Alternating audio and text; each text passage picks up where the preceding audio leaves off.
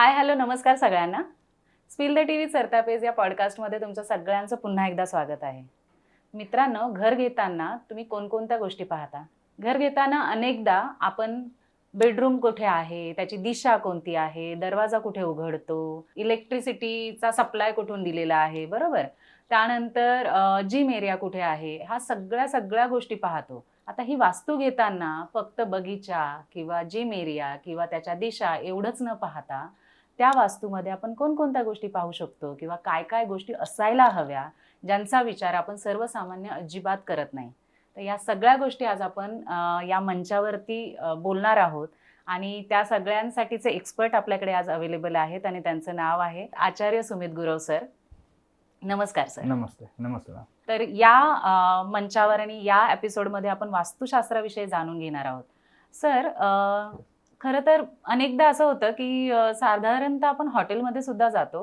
हॉटेल्समध्ये गेल्याच्या नंतर आपण पाहतो की अच्छा डायनिंग टेबल कुठे लावलेला आहे. तो टेबल निवडताना सुद्धा आपण विचार करून निवडतो. किंवा एखाद्या घरामध्ये एंटर केलं की आपल्याला जाणवतं की याची ऊर्जा कशी आहे, म्हणजे मला साधारणतः चांगलं नाही वाटत आहे किंवा इथे आलं ना मला फार प्रसन्न वाटतंय. तर ह्याचा आणि वास्तुशास्त्राचा संबंध काय आहे?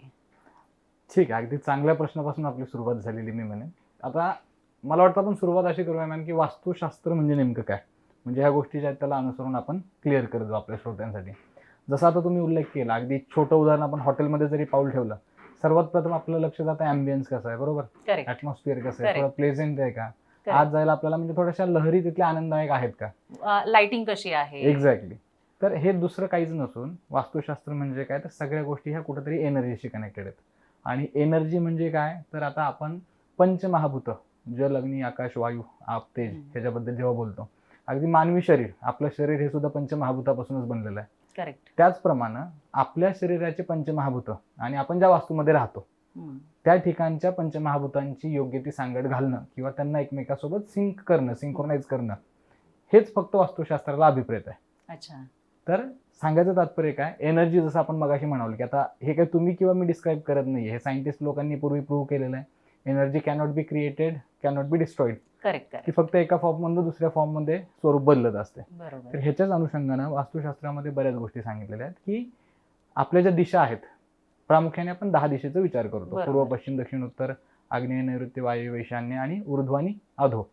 तर ह्या 10 दिशांमध्ये जसं हे पंचमहाभूतांचे एलिमेंट्स आहेत, ह्यांना योग्य त्या ठिकाणी स्थान देणं घरामध्ये, जेणेकरून त्यांचे ब्लेसिंग किंवा त्यांचे आशीर्वाद किंवा त्यांची आपल्याला एक पॉझिटिव्ह एनर्जी आपल्यापर्यंत पोहोचावी, या अनुषंगाने जी अरेंजमेंट केली जाते, तर सोप्या भाषेत त्याला आपण वास्तुशास्त्र असं संबोधतो.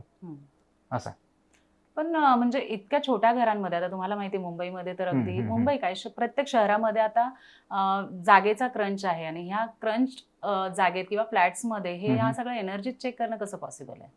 अगदी खरं, तुमचा प्रश्न जो आहे तो एकदम जेन्युइन आहे मॅम. तर ह्याच्यासाठी थोडंसं आपल्याला पाठीमागे जावं लागेल. म्हणजे कसं, वास्तुशास्त्राचा जो उगम झालेला आहे आपल्या जुन्या पुराण्या वेदांमध्ये, ग्रंथांमध्ये ज्याचा जो उल्लेख आढळतो, अथर्ववेद जो आहे, जो काही काल आज आपण कोणी लिहिलेला नाही, जो आपल्या ऋषीमुनींनी 4,000, 5,000, 5,000 वर्षापूर्वी ज्याची रचना केलेली आहे, तर त्या अथर्ववेदामध्ये स्थापत्यशास्त्र नावाचं एक सेपरेट तुम्हाला ब्रँच सापडेल. आणि तिथून ह्याचा उगम हा वास्तुशास्त्राचा झालेला आहे. प्रभू विश्वकर्मा जे आहेत, ज्यांना वास्तुशास्त्राचे रचयिते किंवा एक शिल्पकार म्हणलं जातं, त्यांच्यापासून हा उगम झाला. तर सांगायचं तात्पर्य काय, एवढ्या पाठीमागे नेण्याची गोष्ट हीच की ज्या काळात ही संकल्पना उदयाला आली त्यावेळेसची स्थळ, वेळ, काळ, सापेक्ष परिस्थिती वेगळी होती. बरोबर. अगदी. हे समजून घेण्यासाठी आपल्याला आणखीन एक कथा ऐकावी लागेल. एक पौराणिक कथा याच्यामध्ये समाविष्ट आहे. तर ती म्हणजे काय, आता जसं वास्तू म्हटलं, वास्तू शांती म्हटलं आणि वास्तू पुरुष, ह्या 3 गोष्टी कुठेतरी माणसांना कनेक्टेड आहेत किंवा एकमेकासोबत त्या संलग्न आहेत, हे लवकर लक्षात येतं. करेक्ट. तर ह्याच्यासाठी वास्तू पुरुष म्हणजे काय संकल्पना आहे, तर एकदा काय झालं होतं, आपले देवादिदेव महादेव यांचं एकदा फार मोठ्या एका अंधकासूर नावाच्या राक्षसासोबत युद्ध चाललेलं होतं. आणि त्यावेळी खूप कालावधीपर्यंत, म्हणजे कित्येक महिने त्यांचं ते तुंबळ युद्ध चालू होतं, कोणीच माघार घ्यायला तयार नव्हतं. मग त्यांनी जेव्हा ते उग्र स्वरूप धारण केलं महादेवांनी, आणि त्यांच्या चालू असलेल्या युद्धातून जेव्हा त्यांच्या शरीराच्या घामातून एका असुराची निर्मिती झाली, उत्पत्ती झाली, आणि तो राक्षस एवढा अकराळ विकराळ आणि एवढा अजस्त्र होता की तो कोणालाच आवरत नाही. समोर येईल ते त्यांनी खायला सुरुवात केली, सजीव असू दे, निर्जीव असू दे, म्हणजे प्रत्येक गोष्टीचा ऱ्हास करणं ज्याला आपण म्हणतो, तशी सुरुवात त्यांनी केली. मग ह्याच्यामुळे काय झालं, सर्व देव भयभीत झाले, सगळे गेले ब्रह्मदेवाकडे. सगळ्यांनी त्यांना साकडं घातलं की आम्हाला ह्याच्यापासून वाचवा, नाही तर हा आम्हाला सुद्धा खाऊन टाकेल. त्यावेळेला ब्रह्मदेवांनी त्यांना काय कल्पना दिली किंवा काय आयडिया दिली आपण म्हणू, की त्या 11 विक्रा अजस्त राक्षसाला तुम्ही उलट पाडा, म्हणजे पालथा पाडा, आणि सर्व देवांनी त्याच्या अंगावरती बसा, जेणेकरून तो परत उठू शकणार नाही. ब्रह्मदेवांनी सांगितलेली गोष्ट अनुसरल्यानंतर देवांनी त्या राक्षसाचा नायनाट केला, म्हणजे त्याला जमिनीवरती पालथं झोपवलं आणि वेगळ्या वेगळ्या त्याच्या शरीराच्या भागांवरती प्रत्येक देवाने आपापलं स्थान घेतलं. तशा प्रकारे त्याला जमीनदोस्त केलं असं आपण म्हणतो. पण त्या राक्षसांनी ब्रह्मदेवालाच विचारलं की ब्रह्मदेवा, माझं तर उत्पत्ती माझी झाली महादेवापासून, मग ह्याच्यात माझा काय दोष, म्हणजे असं ह्या प्रकारची शिक्षा तुम्ही मला का देताय, मग पुढे मी काय खाऊ, आता माझं तर उत्पत्ती झाली, मला जगण्यासाठी काहीतरी खाणं अनुषंगाने आलेलंच आहे. तेव्हा ब्रह्मदेवाने त्यांना दुसरा एक आशीर्वाद दिला की तुझं म्हणणं मला पटतंय, ठीक आहे, त्यामुळे इथून पुढं मी तुला पृथ्वीवरती पाठवतोय, आणि पृथ्वीवरती अशा घरांमध्ये जिथं गोष्टी शास्त्राला अनुसरून नाहीयेत, जिथं गोष्टी स्थापत्य शास्त्राच्या विरोधात आहेत, त्या घरांमधलं सुख शांती, वैभव, आराम, ऐश्वर्य आणि लोकांचं आरोग्य, अशा ज्या पॉझिटिव्ह गोष्टी आहेत ना, ह्या तू खा. त्यावेळेस पासून हा जो आशीर्वाद किंवा श्राप जे आपल्याला म्हणायचं ते आपण म्हणू शकतो, तो जेव्हा ब्रह्मदेवाने त्या राक्षसाला दिला तेव्हापासून त्याच राक्षसाला आपण वास्तुपुरुष नावाने ओळखतो. आणि हेच पूर्ण शास्त्र सांगितलेलं आहे की प्रत्येक ठिकाणी प्रत्येक वास्तूची पूजा करताना वास्तू पुरुषाला स्थान आधी दिलं जातं, वास्तू पुरुषाची आधी स्थापना केली जाते, आणि त्याची स्थापना करून त्याचा बलिभाग, त्याचं नैवेद्य त्याला अर्पण केल्यानंतर आपण आपल्या घरामध्ये प्रवेश करतो, का तर त्याच्या मागे हे सांगण्यात आलेलं शास्त्र आहे. मग हे सगळ्या गोष्टी केल्याच्या नंतर तो वास्तुपुरुष आहे तो शांत होतो? शांत होतो म्हणजे कसं, आता ह्याच्यामध्ये दुसरी एक कल्पना आहे, वास्तू शांती हा एक विषय आहे आपल्याकडे, बरोबर. वास्तू शांती आपल्या हिंदू धर्मामध्ये सांगण्यात आलेलं हे जे कर्मकांड आहे किंवा ह्या ज्या सगळ्या पद्धती आहेत ह्या इतक्या प्रगल्भ आहेत की वास्तुशांती म्हणजे दुसरं काही नाही, ते क्षमा याचना करण्याचं साधन आहे. म्हणजे आपण घर बांधलं, बरोबर, आज आपण फर्निचर केले, बाकीच्या बऱ्याचशा गोष्टी केलेल्या, हे करत असताना हजारो काय म्हणू आपण पक्षी बेघर झाले असतील, त्यांची घरटी उद्ध्वस्त झाली असतील, कित्येक किड्या मुंग्यांचा जीव गेला असेल कळत न कळतपणे, घर बांधत असताना इथं घनाचे घाव पडले असतील, बरोबर, कितीतरी टन असा माल येऊन पडला असेल, तिथं कुठेतरी निगेटिव्ह व्हायब्रेशन त्याचे क्रिएट झालेले आहेत. मग जेव्हा आपण स्वतः घर बांधतोय आणि बांधून झाल्यावर राहायला येण्याच्या पूर्वी ह्या ज्या काही गोष्टी आपल्या हातून कळत नकळतपणे झालेल्या आहेत, कुठेतरी आपण त्याच्याबद्दलची क्षमा मागणं, ज्याला क्षमा याचनाच आपण म्हणू शकतो, किंवा आपण आजच्या भाषेत सांगायचं तर कुठेतरी रिग्रेट त्या गोष्टीचा आहे आणि कुठेतरी त्याचं प्रायश्चित्त करणं, हे म्हणजे वास्तुशांती. तर त्या वास्तुशांतीमध्ये ह्या सगळ्या गोष्टीची माफी मागितली जाते. तशा अनुषंगाने आपण त्या वास्तुपुरुषाला किंवा त्या वास्तूला शांत केला असं म्हणलं जातं. असं. पण मग हे झालं स्वतः जेव्हा घर बांधतो तेव्हा किंवा स्वतः घर आपण विकत घेतो तेव्हा, पण आपण जेव्हा रेंटल घरामध्ये जातो किंवा शिफ्ट होतो त्यावेळेला पण ही गोष्ट करणं गरजेचं आहे? अगदी गरजेचं आहे मॅडम. का, ही गोष्ट अशी आहे की तुम्ही ज्या घरामध्ये राहता, इरिस्पेक्टिव्ह ऑफ की ते घर तुमचं स्वतःचं आहे किंवा ते आपण तिथे भाडे करून म्हणून आपण तिथे राहतोय, किंवा अगदी मित्राचं घर आहे आणि आपण फुकट राहतोय, कुठलीही गोष्ट जरी असली तरी ज्या 4 भिंतीच्या आत आपला निवास आहे तिथल्या चांगल्या किंवा वाईट गुण किंवा दोषाचा परिणाम हा तिथे राहणाऱ्या व्यक्तीवर आणि कुटुंबावरच होतो, हे तितकंच खरं आहे. अच्छा, म्हणजे आपण जर रेंटल घरामध्ये पण जाणार असो तर वास्तुशांती करून जाणं कधीही चांगलं असं तुम्ही सजेस्ट करताय? हे सजेस्टेड आहे मॅम, हे सजेस्टेड आहे, कारण शास्त्रानुसार पाहायला गेलं तर वास्तुशांती ही दरवर्षी करण्याचं प्रावधान आहे शास्त्रानुसार. पण आज एवढ्या धकाधकीच्या काळामध्ये आपल्याला हे करणं शक्य आहे का? तर नाही. मग ह्याच्या मागे काय लॉजिक आहे की प्रॉपर्टी समजा एका व्यक्तीची आहे, मालक कुणीतरी दुसरा आहे, मग त्या मालकाने जेव्हा हे घर बनवलेलं आहे त्यांनी त्याची वास्तुशांती केली, त्यांनी त्याच्या तिथं वास्तुपुरुषाची स्थापना केली, त्यांनी वास्तुशांती सुद्धा केली, पण तो वास्तुपुरुष तिथं निक्षेप करत असताना त्यांनी त्याच्या कुळगोत्राचा उच्चार करून त्या गोष्टीची स्थापना तिथे केलेली आहे. त्या कारणानं जरी तुम्ही दुसऱ्या एका प्रॉपर्टीमध्ये राहताय जिथे तुम्ही टेनंट म्हणून आहात, भाडेकरू म्हणून आहात, तर तिथं गेल्यानंतर तुम्ही जो वास्तुपुरुष पूजणार आहे तो दुसऱ्याचा असणार आहे, तो त्याच्या कुळगोत्राच्या रक्षणासाठी त्यांनी प्रार्थना करून त्याची स्थापना केलेली आहे, तो तुम्हाला त्याचा लाभ देईल ह्याची काही खात्री नाही. त्यामुळे माझं म्हणणं असं आहे की शास्त्रामध्ये सांगितलेल्या गोष्टी अशा आहेत की ज्या वास्तूमध्ये तुम्ही राहायला जाणार आहे, सुरुवातीला तुम्ही वास्तुशांती करून तुम्ही तुमचा एक वास्तुपुरुष सुद्धा तिथे निक्षेप करावा, जो तुमच्या कुळगोत्राचा उच्चार करून अभिमंत्रित करून तिथं विधिवत शांतीपूजा करून स्थापन केलेला असेल. अच्छा, असं. मग त्याचा परिणामही पॉझिटिव्ह परिणाम किंवा सकारात्मक ऊर्जा आपल्याला त्या घरामध्ये पाहायला मिळते. नक्कीच. आता ह्या सगळ्या अनुषंगाने मला एक प्रश्न विचारायचा आहे की जेव्हा अशा पद्धतीची पूजा करतो आणि ह्या सगळ्या गोष्टी होतात तरीही घरामध्ये कलह का होतात? खूप चांगला प्रश्न आहे. आता ह्याच्यामध्ये महत्वाची गोष्ट काय मी तुम्हाला सांगतो, वास्तुशास्त्र हा विषय असू द्या किंवा अंकशास्त्र विषय असू द्या मॅम, हे दोन्ही गोष्टी ज्या आहेत ना ह्या ज्योतिषशास्त्राशिवाय अपूर्ण आहेत. म्हणजे थोडक्यात सांगण्याचं तात्पर्य काय आहे, प्रत्येक माणसाची पत्रिका, प्रत्येक माणसाची ग्रहदशा आणि ग्रह दशा ही कुठे ना कुठे जोडलेली आहे. ग्रह आणि ग्रह आणि गृहदशा हे कुठे ना कुठे जोडलेले आहेत. अच्छा. म्हणजे कसं वास्तुशास्त्री तोच चांगला बनू शकतो ज्याचा पत्रिकेचा पण अभ्यास असेल अच्छा. किंवा ज्याला ज्योतिषशास्त्राचं सुद्धा ज्ञान असेल.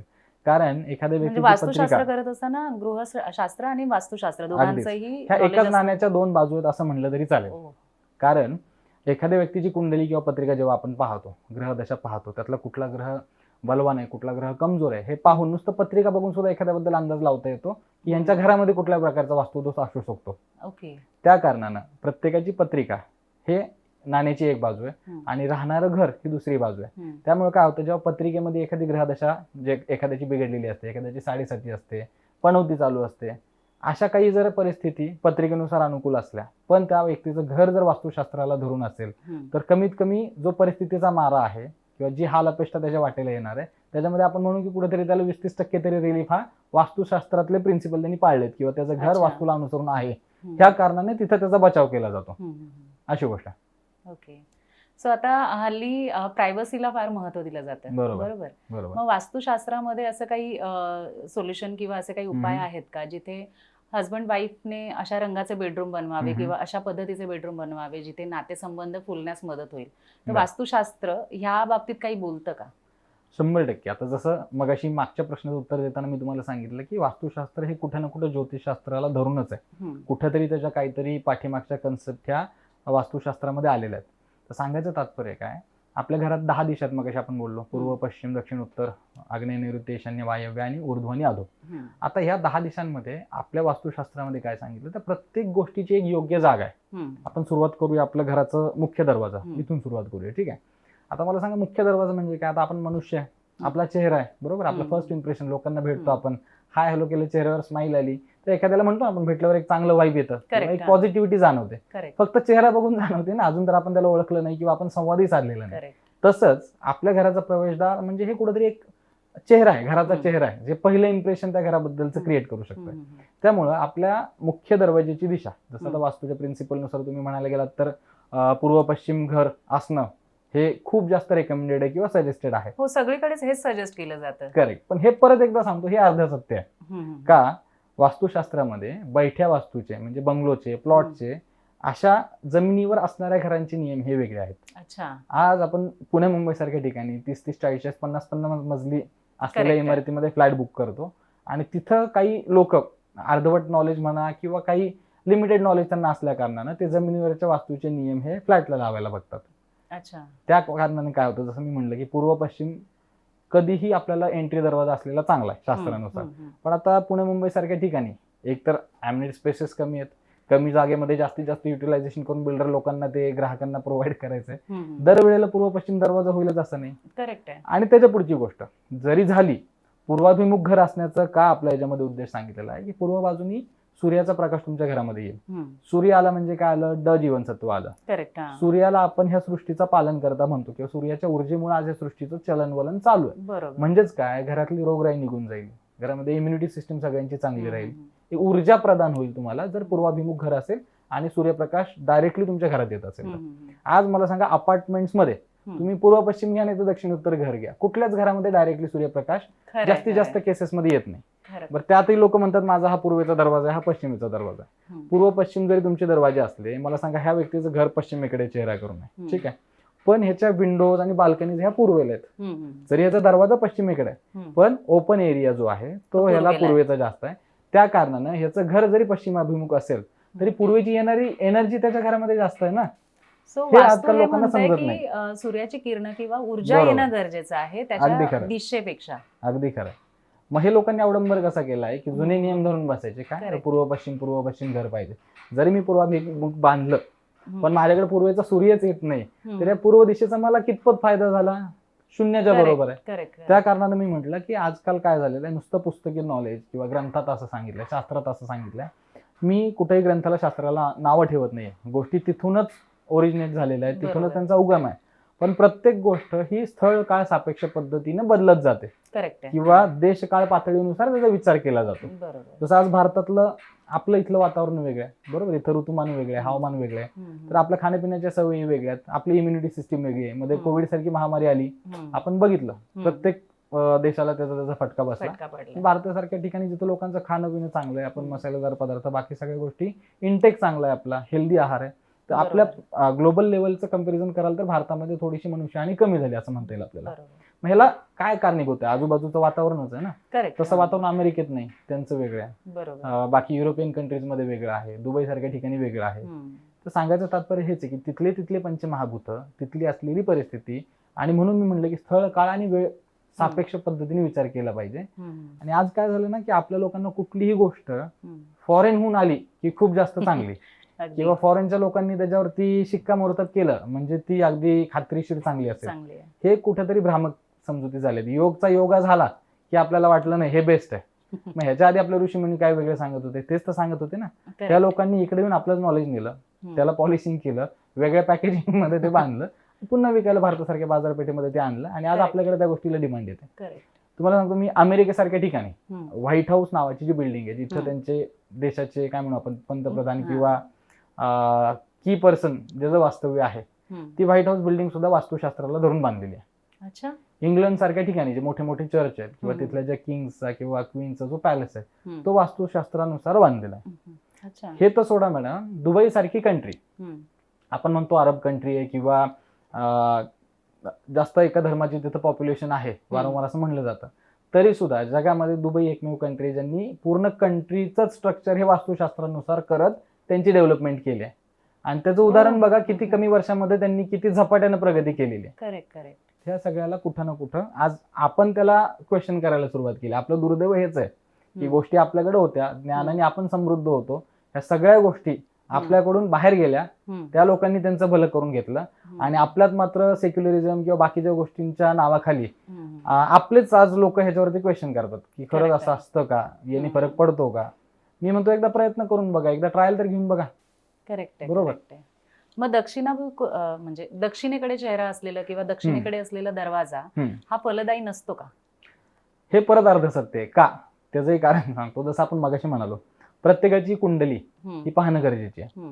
आता याच्यामध्ये दक्षिण दिशेचं कारकत्व आहे मंगळ ग्रहाकडं, ठीक आहे, त्याला यमदिशा असं सुद्धा म्हणलं जातं, त्यामुळे थोडीशी जास्त धास्ती आपल्या लोकांमध्ये. करेक्ट. परंतु ज्या लोकांची राशी मेष आहे, ज्या लोकांची राशी वृश्चिक आहे, ज्यांचा राशी स्वामीच मंगळ आहे, अशा लोकांना दक्षिण कधी फटका देत नाही. अच्छा.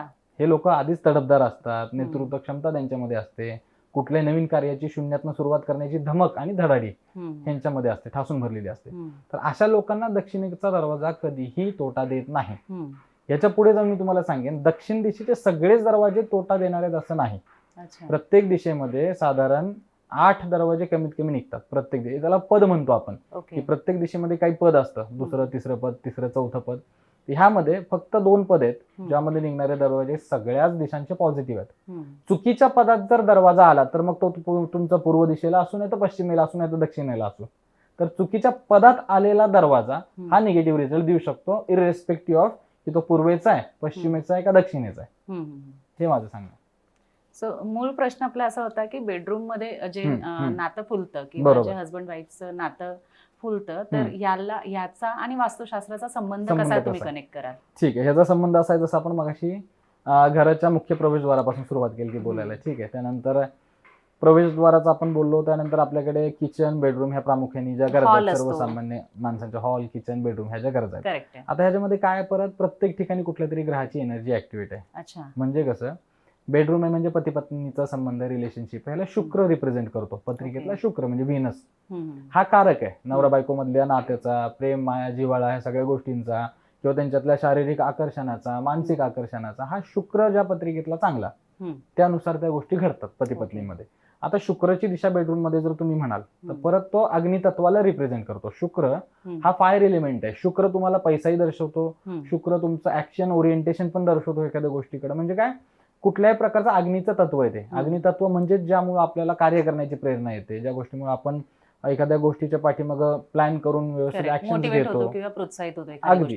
आणि तीच गोष्ट, तेच अग्नितत्व पती पत्नीच्या रोमॅन्सचं पण कारक आहे. तेच अग्नितत्व पती पत्नी मधल्या माया, प्रेम, जिव्हाळा ह्या नातेसंबंधाचंही कारक आहे. त्यामुळं बेडरूम मध्ये साधारणतः शुक्र ग्रहाचा प्रभाव चांगला राहण्यासाठी ज्या ज्या गोष्टी करता येतील. म्हणजे तुमचं अग्नितत्व तिथे बॅलन्स करणं गरजेचं आहे. कलर किंवा रंगसंगतीचा जर विचार कराल, थोड्याशा गुलाबी किंवा अगदी रेड कलर मधल्या जेवढ्या लाईट कलरच्या शेड्स आहेत, डार्क रेड मरून वगैरे नाही म्हणते मी, थोडंसं पिंक, बेबी पिंक, अशा ज्या थोड्याशा सॉफ्ट लाईट आणि लाईट कलरच्या आहेत, अशा कलरच्या शेड्स तुम्ही बेडरूम मध्ये वापर करणं हे रेकमेंडेड आहे. त्यांनी थोडी थोडी थोडी जी एनर्जी आहे ती मेंटेन व्हायला सुरुवात होते.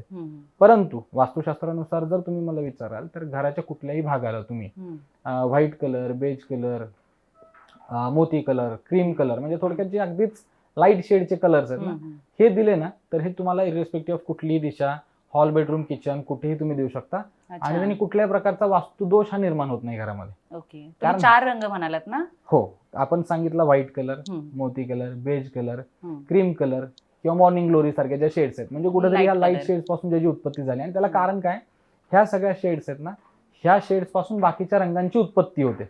हे उगम आहेत, स्त्रोत आहेत, थोडक्यात ओरिजिन आहेत सगळ्यांचं. त्यामुळे हे जे कलर आहेत ना, हे घरामध्ये तुम्ही कुठेही द्या, एकसारख्या प्रमाणामध्ये द्या. ह्या कलरच्या वापराने तुम्हाला कुठल्याही प्रकारचा वास्तुदोष घरामध्ये निर्माण होणार नाही. पण प्रामुख्याने तुमचा प्रश्न बेडरूम संदर्भात होता किंवा पती पत्नीच्या नात्यासंदर्भात होता, त्या कारणास्तव मी तिथे स्पेसिफिक तुम्हाला सांगेन, तिथं तुम्हाला थोडंसं लाईट बेबी पिंक, पिंक कलरच्या ज्या शेड्स आहेत त्या वापरल्या तर तिथले अनुभव जे आहेत पती पत्नीच्या नात्याचे हे चांगले असलेले आपल्याला पाहायला मिळतील. ओके, पण म्हणजे हे झालं की चला वास्तूनुसार ते बेडरूम बनलेलं आहे किंवा तो हॉल बनलेला आहे आणि त्यावेळेला ते पॉसिबल आहे. पण ज्या वेळेला फ्लॅट सिस्टीम असते तेव्हा ऑलरेडी बनलेला फ्लॅट आहे आणि तो आपल्याला मिळतो, मग अशा वेळेला ते बेडरूम करेक्ट दिशेला आहे की नाही इथूनच सुरुवात होते. तर अशा वेळेला ते कसं मॅनेज करावं, कारण की मिळालेला फ्लॅट आहे त्याच्यामध्ये तोडफोड करणं म्हणजे लाखो रुपयांचा खर्च, ऑलरेडी इतकं सगळं लोन घेऊन घेतलेलं असतं घर, मग अशा वेळेला ते कसं मेंटेन किंवा मॅनेज करायचं? ठीक आहे, खूप चांगला प्रश्न आहे. आता परत मी तुम्हाला सांगतो, पाठीमागच्या काही प्रश्नांची उत्तरं देताना 2 गोष्टी मी तुम्हाला मगाशी हायलाइट केल्या. एक म्हणजे काय तर जमिनीवरच्या वास्तूचे नियम वेगळे, फ्लॅट संस्कृतीमधले नियम वेगळे. ठीक आहे, ही झाली पहिली गोष्ट. दुसरी गोष्ट इथं मला सांगावी वाटेल, वास्तुशास्त्र म्हणजे दरवेळेलाच घराची तोडफोड करणं किंवा किचनच्या जागेवर तुमची बेडरूम करा, बेडरूमच्या जागेवर किचन करा. सर्वसामान्यपणे आमचा हा समज म्हणजे आमचा हा समज आहे की तोडफोड होणार. आता वास्तुशास्त्रज्ञांना बोलवलं की आता वास्तूची तोडफोड होणार आणि खर्च वाढणार. बरोबर. तर प्रामुख्याने मला काय सांगायचं आहे, मगाशी म्हटल्याप्रमाणे काही लोक आहेत, प्रत्येक क्षेत्रामध्ये काही लोक असतात, ठीक आहे, ज्यांच्यामुळे एकतर ते क्षेत्र बदनाम होतं किंवा गालबोट लागलं जातं.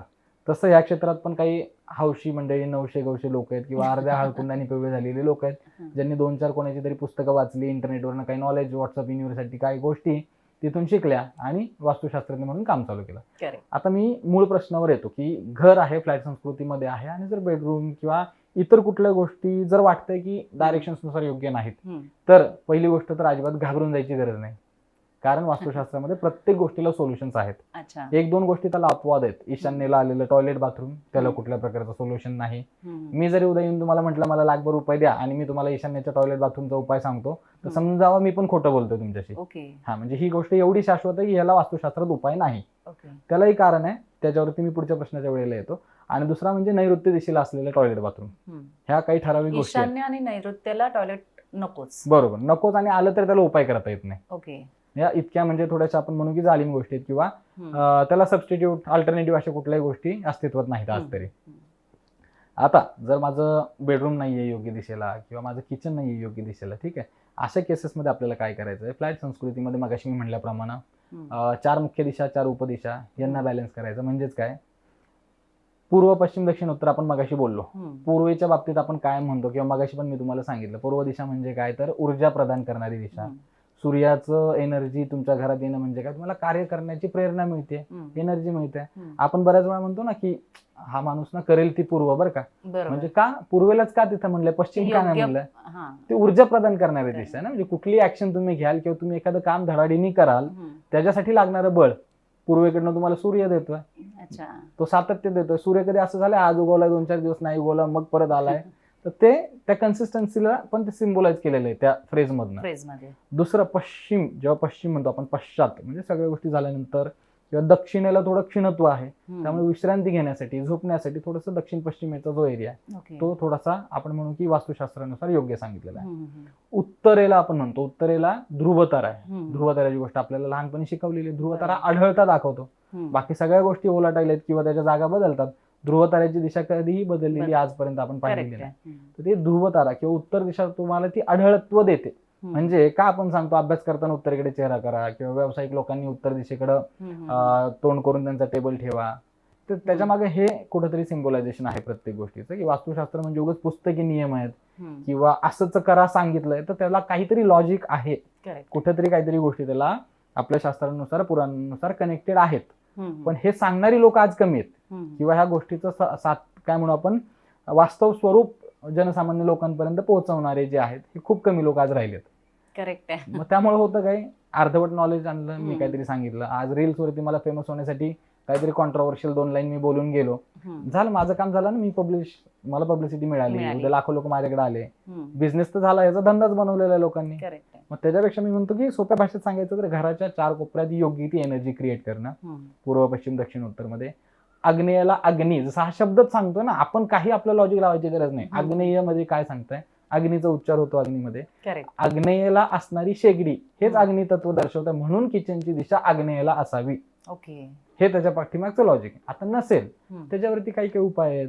आग्नेय दिशेमध्ये तुम्ही लाल रंगाची छोटीशी एखादी फ्रेम लावू शकता, लाल रंगाचा कुठेतरी वापर करू शकता छोट्या मोठ्या प्रमाणामध्ये, जो ज्वाला प्रतिबिंबित त्याला करतो. प्रतिबिंब करतो. रेड कलर तुमचा त्याच गोष्टीचा कार्यक्रम Correct. जसे आपण बोलल्याप्रमाणे करेक्ट. तिथं अग्नितत्व आपल्याला आणायचं आहे.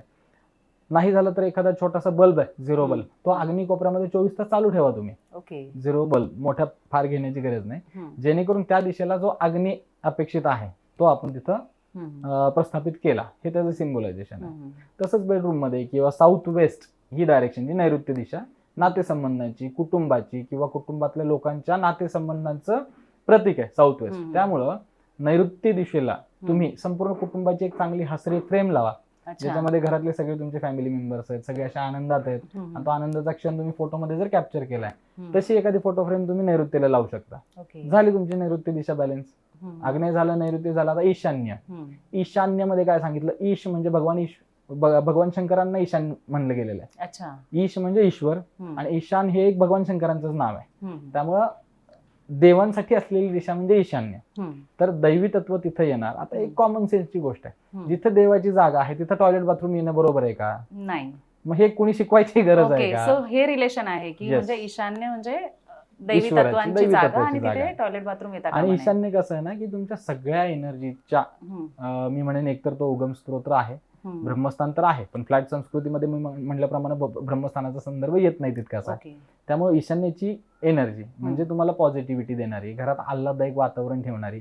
संध्याकाळी बघा ना, आपण देवाचा दिवा लावला, छान एखादा धूप लावला, वासाचा सुगंध मस्त घरात दरवळतो, किती फ्रेश वाटतं, प्रसन्न वाटतं. बाहेर आलेल्या व्यक्तीला किती म्हणजे असं काय म्हणू, एक फ्रेशनेस वाटेल घरामध्ये पाय ठेवल्या. कारण तिथनं येणाऱ्या लहरी ह्या तुमच्या बाकीच्या वास्तूच्या प्रॉब्लेमवरती मात करायला तुम्हाला बळ देतात.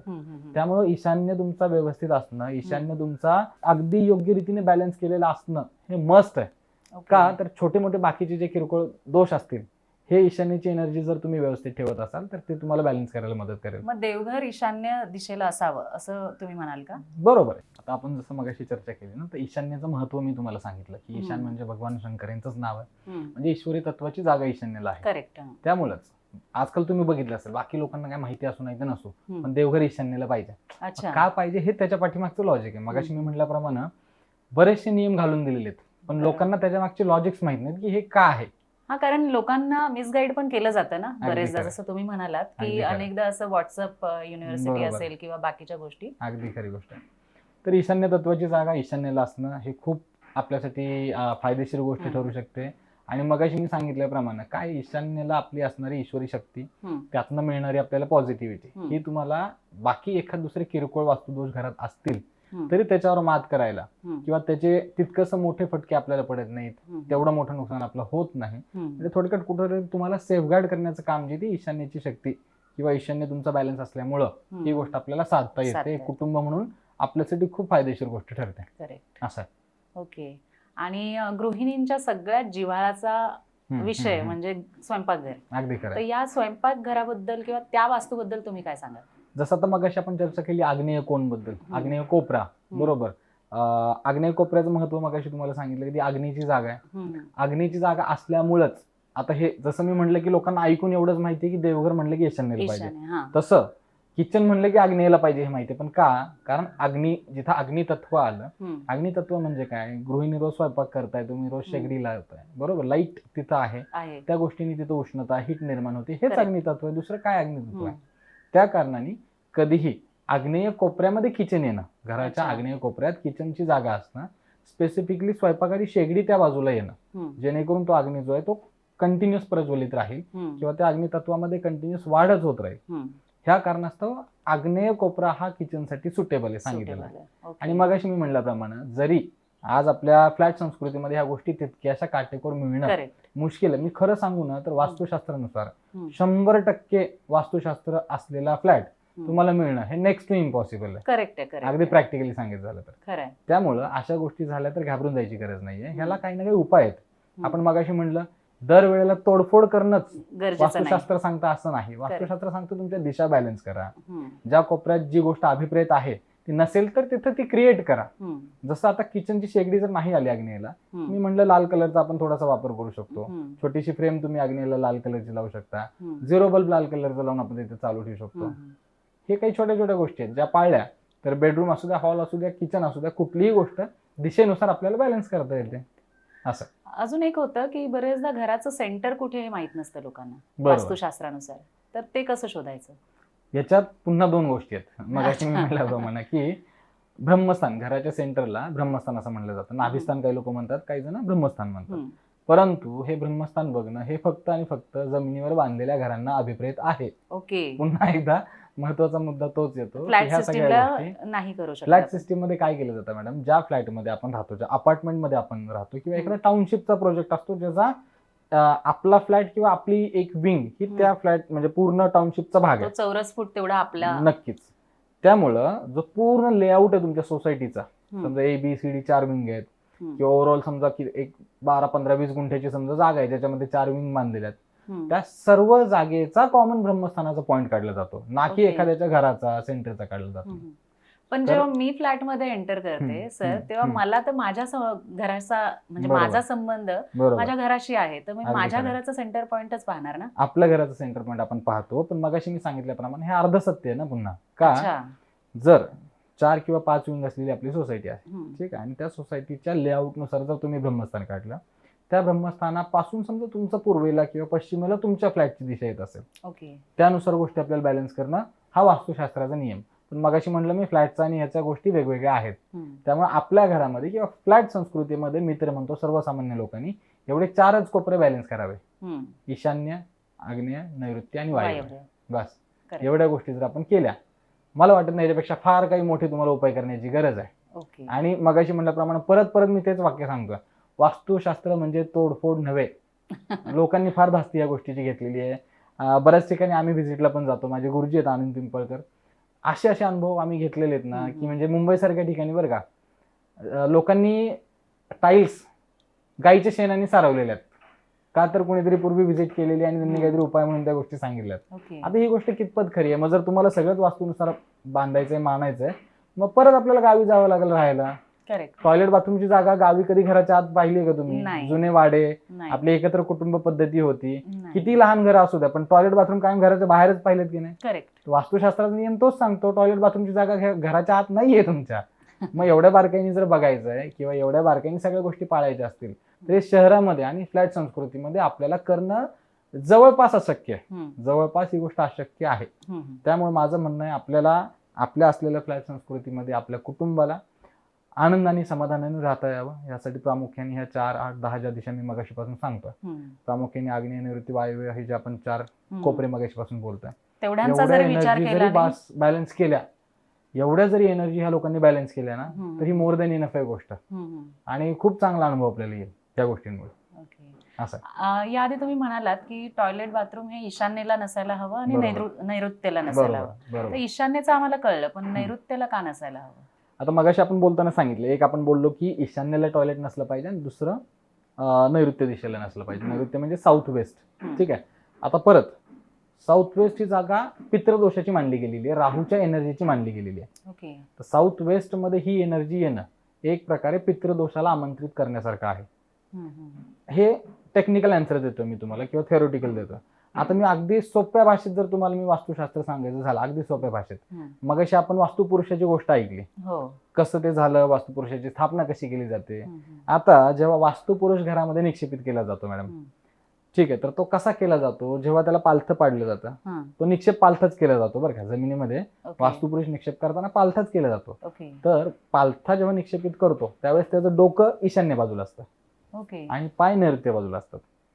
ठीक आहे, आता साधी सोपी गोष्ट, डोकं ईशान्येला आहे, मग अशी मी म्हटलं ईशान्येला ईश्वरी तत्व, का तर ती डोक्याची बाजू आहे.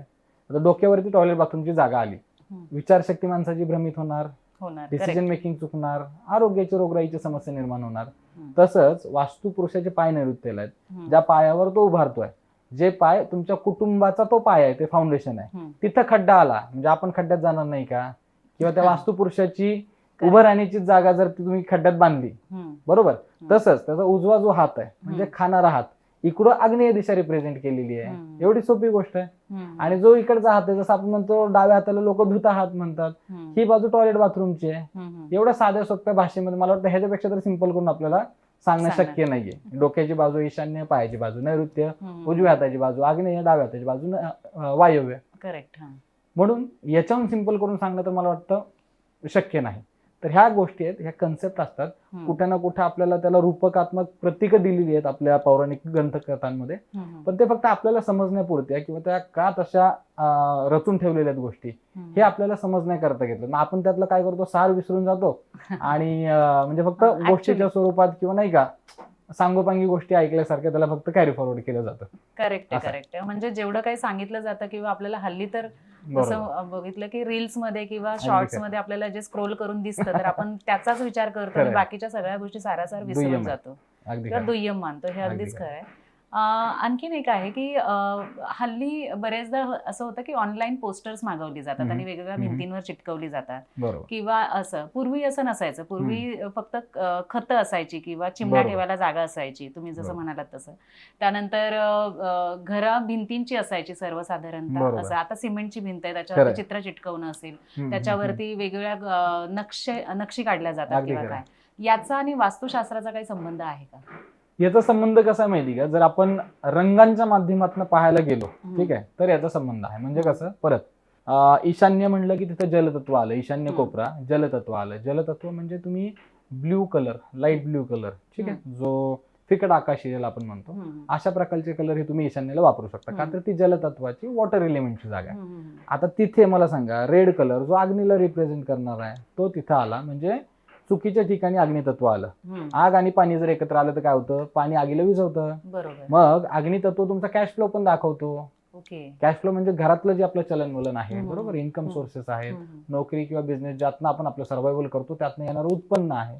मग अशा चुकीच्या ठिकाणी चुकीचे कलर जर आले तर ते आपल्याला कुठेतरी नकारात्मक रिझल्ट देण्यासाठी कारणीभूत असतात. म्हणून जलतत्वाच्या ठिकाणी तुम्ही निळे कलर वापरा, आकाशी कलर वापरा, लाल कलर अग्नीचा तिथे वापरू नका. तुम्ही म्हणजे भिंतीवरती आपण जे फ्रेम्स वगैरे चिटकवतो त्याचेही रंग असे असतील तर ते जास्त दिशेनुसारच त्याचे रंग वापरावे. जसं ईशान्येला जलतत्व तर तुम्ही निळ्या कलरच्या गोष्टी तिथे ठेवू शकता, लावू शकता.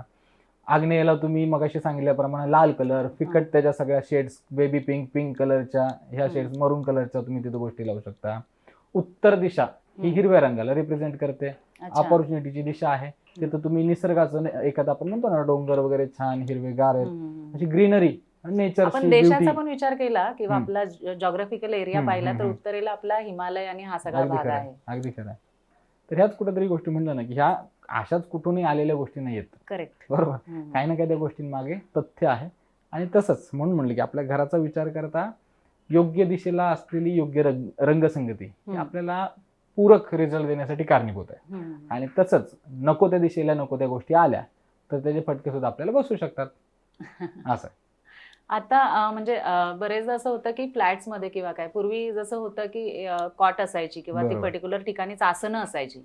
आता आपल्याला सगळीकडे चेअर्स हव्या असतात, आपल्याला डायनिंग टेबल हवा असतो आणि त्याचाही विचार आपण काही करत नाही की कुठे ठेवला जातो किंवा काय. तर हे कसं कोरिलेट करणार आपण?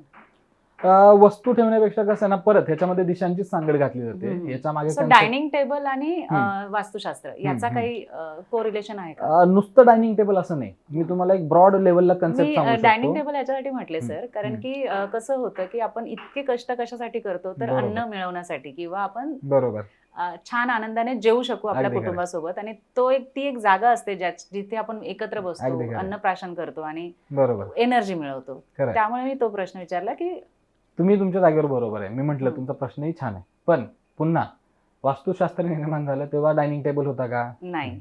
डायनिंग टेबल ही संस्कृतीच आपली नाही मुळात. करेक्ट. आपल्याकडे संस्कृती काय, पंगत टाकून मांडी घालून जेवायला बसणं ही आपली भारतीय संस्कृती आहे. Correct. त्यामुळे मगाशी मी काय म्हटलं, स्थळ वेळ काळ सापेक्ष या गोष्टी बदलल्या जातात.